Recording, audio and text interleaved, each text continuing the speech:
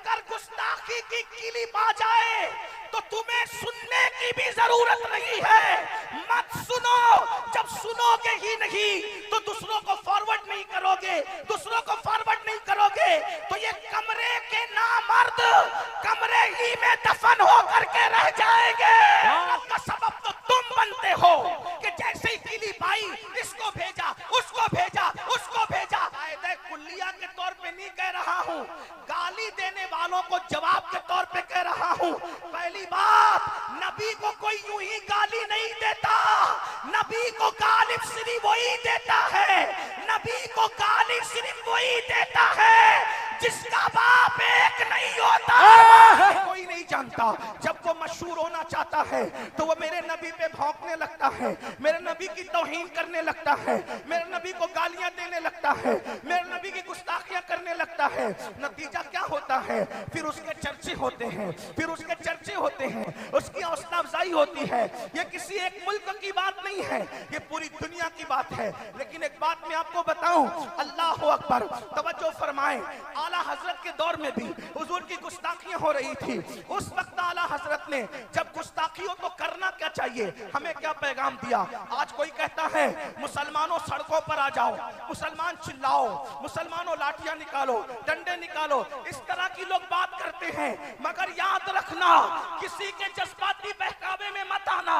हमारा इमाम अहमद रजा ने जब गुस्ताखी हो तो हमें क्या लाहे अमल दिया है, इसलिए कि अहमद रजा वो जिनके दिल भेड़िए की तरह है, वो दिल वाला न था। अहमद रजा तो सूफियों का तर्जुमान था, उन्होंने सूफिया के तर्ज पर जवाब दिया। जब नबी की गुस्ताखी हो तो हमें रोडों पर आकर के चिल्लाने की जरूरत नहीं है, रोडों पर आकर के लड़ाई झगड़ा करने की जरूरत नहीं है। करना क्या चाहिए जब गुस्ताखी हो? पहली बात तो ये बताऊं, इमाम अहमद रजा ने फरमाया, आला हज़रत से बड़ा इस सदी में आशिक़ रसूल कौन हो सकता है? जब उनकी सदी में गुस्ताखियां हो रही थी, इमाम से पूछा गया फलां ने गुस्ताखी की, जवाब क्या है? तो इमाम ने बहुत प्यारी बात फरमाई, उसी पर मैं बात मुकम्मल करूंगा। और यहाँ से जामिया नूरिया बाकरगंज, जिसके बानी हुजूर ताजुश शरिया बदरुत तरीका अल्लामा अख्तर रज़ा खां ज़हरी मियां है, और अल्लाह अकबर, इसका बीज डाला है ताजुश शरिया ने और उसकी आबियारी की है बिरादरे ताजुश शरिया हुजूर मन्नानी मियां ने।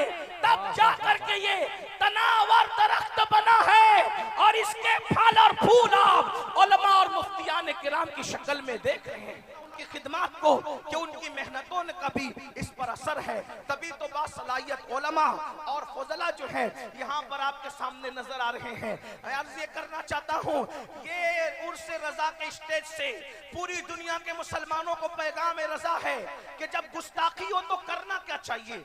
आला हजरत ने अल अम्न वल उला के मुकद्दमे में इसको लिखा, और क्या खूबसूरत बात लिखी, तवज्जो फरमाए। फरमाते हैं, जब हुजूर की गुस्ताखी हो, नंबर एक, जब हुजूर की गुस्ताखी हो तो पहली बात आला हज़रत बयान कर रहे हैं, तवज्जो फरमाते हैं, खुश अकीदा मुसलमान उन पर तवज्जो ही क्यों देते हैं। नंबर एक, अल-अम्न-वल-उला का मुकद्दमा पढ़ रहा हूं, तवज्जो फरमाएं। जज्बात का शिकार होने की जरूरत नहीं है। लोग यही चाहते हैं कि तुम रोडों पर आओ और तुम्हारी क्लिपें बने और फिर दुनिया को बताया जाए कि तुम दहशतगर्द हो। आला हज़रत फरमा रहे, खुश अकीदा मुसलमान गुस्ताखों पर तवज्जो ही क्यों देते हैं? आपको तवज्जो देने की जरूरत नहीं। मतलब क्या? आज के तनाजुर में कहूं, दौर के तनाजुर में, अगर गुस्ताखी की क्लिप आ जाए तो तुम्हें सुनने की भी जरूरत नहीं है, मत सुनो। जब सुनोगे ही नहीं तो दूसरों को फॉरवर्ड नहीं करोगे, दूसरों को फॉरवर्ड नहीं करोगे तो ये कमरे के नामर्द कमरे ही में दफन हो करके रह जाएंगे। नारे तकबीर, नारे रिसालत, उर्से आला हजरत सैयद अमीनुल कादिर साहिब क़िबला। अरे उनकी शोहरत का सबब तो तुम बनते हो कि जैसे ही क्लिप आई इसको भेजा, उसको भेजा, उसको भेजा। हमारे आला हजरत कह रहे हैं उन पे तवज्जो करने की जरूरत नहीं, उनको सुना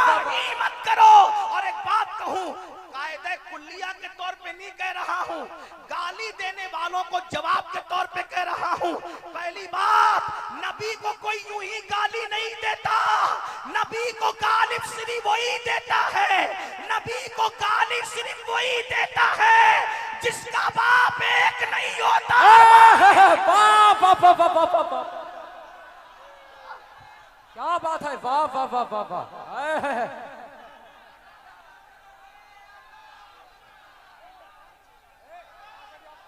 अब ये जो भी दुनिया में नबी को गाली दे रहा है, चाहे कलमा पढ़ के दे रहा है, चाहे कलमे का इनकार करके दे रहा है, वो नबी का कुछ नहीं बिगाड़ता।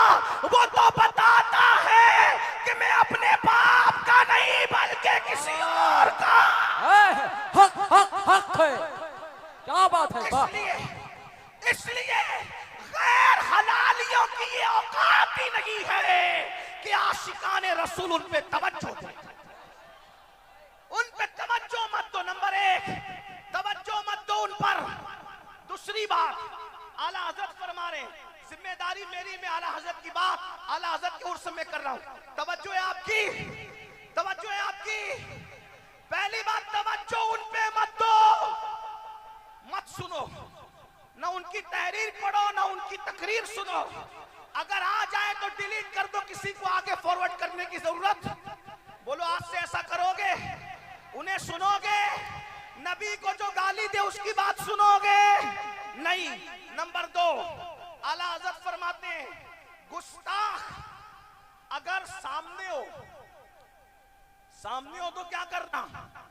आला हज़रत फरमाते सामने हो तो खामोशी। अलहम्दुलिल्लाह का मुकद्दमा पढ़ रहा हूं आपके सामने। नंबर एक, पहली बात आपने सुनी। दूसरी बात, गुस्ताख नबी को गाली देने वाला सामने हो तो क्या करे, खामोशी। और अगर वो पीठ पीछे हो, फरमाया फरामोशी। सामने हो तो खामोशी, सामने हो तो खामोशी, और पीठ पीछे हो तो फरामोशी।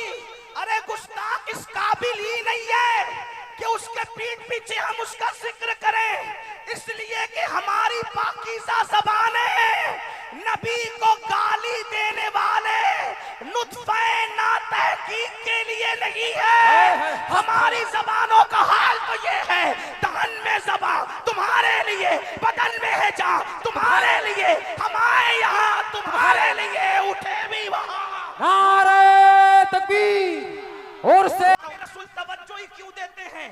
गुस्ताख नबी को गाली देने वाला सामने हो तो खामोशी, और पीठ पीछे हो फरामोशी, यानी पीठ पीछे भी उसका जिक्र मत करो। फिर अपनी ड्यूटी क्या है, करना क्या है। अब मेरे इमाम अहले सुन्नत जो अपने वक्त का मुफक्किर भी है, मुदब्बिर भी है, दानिशवर्द भी है, दूर अंदेश भी है, वली कामिल भी है, सूफी बासफा भी है, आरिफ बिल्ला भी है, आलिम दीन भी है, मुहद्दिस भी है, मुफस्सिर भी है। सिर्फ मुहद्दिस नहीं बल्कि अमीरुल मोमिनीन फिल हदीस है, मुफस्सिर ऐसा, अल्लाहु अकबर, के सैयदुल मुफस्सिरीन अब्दुल्लाह इब्न अब्बास की यादें ताज़ा कर दे। सूफी ऐसा कि गज़ाली और राज़ी की दरसगाहों की याद ताज़ा कर दे। जो गुफ्तगू करे अशार में तसव्वुफ के बारे में तो अल्लामा जलालुद्दीन रूमी की याद को ताज़ा कर दे।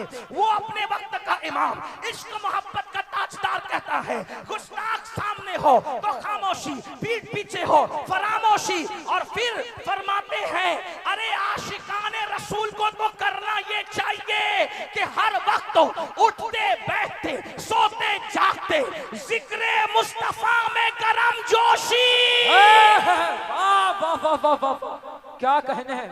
करो क्या, करो क्या, इश्क रसूल में, जिक्र रसूल में गरम जोशी, यानी जब आका का जिक्र करो खूब गरम जोशी के साथ करो। कैसे, उठो तो भी उनका जिक्र, बैठो तो भी उनका जिक्र, सो तो भी उनका जिक्र, जागो तो भी उनका जिक्र। इससे क्या होगा, फरमाया गुस्ताख खुद ही हसद की आग में जल करके खत्म हो जाए। वाह वाह वाह वाह वाह।